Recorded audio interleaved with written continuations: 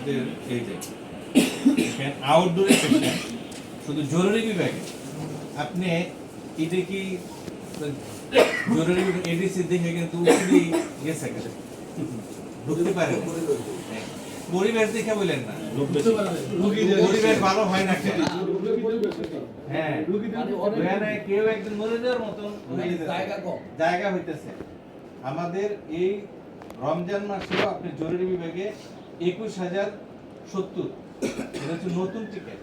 এই নাটটা দেখবেন, দেখুন আপনারা তো হাসপাতালে আসেন জানেন, একটা টিকিট নিয়ে কিন্তু প্রতিদিন নতুন টিকিট নিয়ে আসেন না, ওইটা দিয়ে কিন্তু 2বার একটু 3বারও দেখেন। শুধু নতুন রোগী দেখছি আমরা 21,070 জন জরুরি বিভাগে এই রমজানের মধ্যে, আর আমাদের আউটডোরে 22,625 জন আছে। ঠিক আছে, এটা যদি নতুন টিকিট হয় এর থেকে 2 গুণ থেকে 3 গুণ হলো আর পুরান টিকিট নিয়ে। তার আগের মাসে হচ্ছে 26,740 জন। কারণ এখানে এই টাকাগুলো টিকিট হিসাব করে সরকারকে টাকা দেওয়া হচ্ছে, আগের মতন কোনো কিছু বোঝানো যাবে। এটা যখন ডিজি অফিসে যাবেন তখন ভিক্টোরিয়া হাসপাতালে এই পিসটা ডিজি অফিস থেকে নেওয়া হবে। আমাদের প্রত্যেকটা সেবার এরকমই দেওয়া আছে। অপরিষ্কার কেন থাকে এই যে কথাটা বলতেছিলাম, আমাদের এভরিথিং কাজের সাথে আমাদের অন্য অন্য সেক্টর কিন্তু সব জড়িত। অন্য অন্য সেক্টরেও কিন্তু কেউ ধরতেছে না।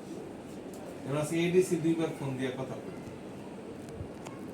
ডিসি স্যার যে আসবে এডি করার জন্য, এখানে হচ্ছে আমাদের মেইন।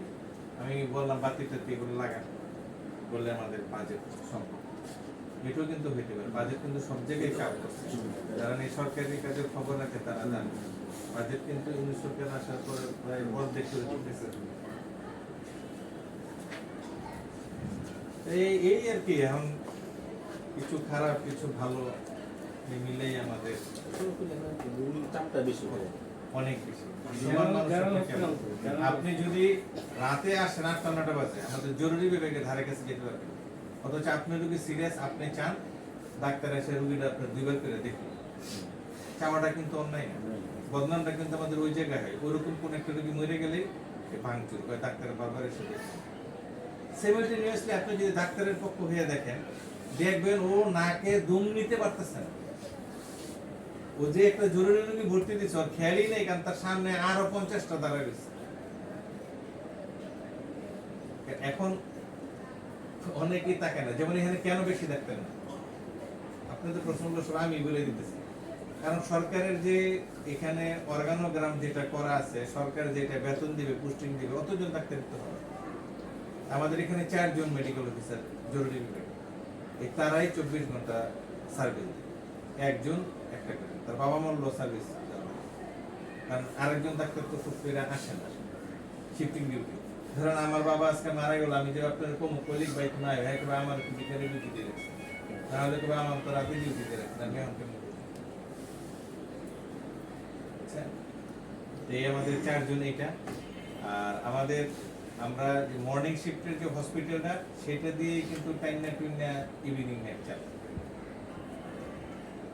কারণ যদি আমাদের মেডিকেল কলেজ হইতো বা আরো শিফটের জেনারেল হসপিটাল হইতো, তাহলে আপনার ইভিনিং শিফটের ডাক্তার থাকতো। আমাদের কিন্তু অনেকেই আপনারা বলেন যে ইভিনিং এ ডাক্তার নাই, তারপরে কিন্তু আমরা 2-1 জন করে রাখি, এবং না থাকারই ওই মর্নিং থেকে বলি যে 2 জনের ছাড় দিয়ে, কারণ ইভিনিং এটা একদম ফাঁকা থাকলে কথা হয়, এই জন্য আমাদের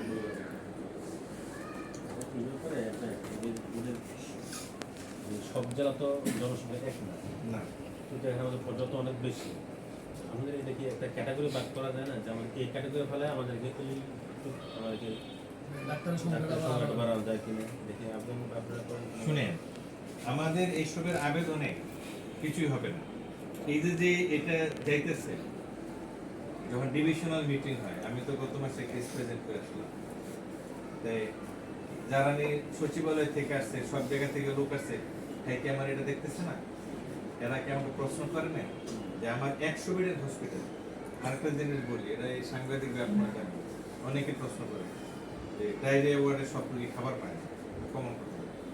হাসপাতাল হচ্ছে 100 বেডের, আমার হাসপাতালে ভর্তি আমরা দেখাই ধরেন 150 থেকে 250 থেকে 280, খাবার আপনি 100 দিনই পাবেন। এটা জল লাগবে না, কেনা বেশি কেনা দেবেন। এই জন্য ভর্তির সব রোগীরাই কিন্তু খাবার পায় উপরে, শুধু ডায়রিয়া ওয়ার্ডের, কারণ ওরা অতক্ষণ থাকেও না, ওইখানেই আমাদের মিসম্যাচটা হয়। তখন আমাদের এগুলো প্রেজেন্টেশন আমাদের জিজ্ঞেস করে না যে আপনার 100 বেডের হাসপাতাল, আপনার ভর্তি কেমনে 200-250 দেখা যাচ্ছে। তখন আমাদের 150 থেকে 180 জন শুধু ডায়রিয়া রোগী প্রতিদিন ভর্তি, 150 থেকে 180 জন ডায়রিয়া রোগী শুধু প্রতিদিন ভর্তি। অনেকেই বলে ডায়রিয়া বর্তমান 150 থেকে যদি 180 জন রোগী ধরেন 2টা টয়লেট এরা ব্যবহার করে, আমি বারবারে ধুলেও কি গন্ধ করবো না? পাতলা হয় না যদি? তাহলে ইনফ্রাস্ট্রাকচার যদি অনেক হইতো তাইলে এগুলো অনেক হতো। হাসপাতাল তো ভার্টিক্যালি জায়গা বাড়ানোর কোনো সুযোগ নেই।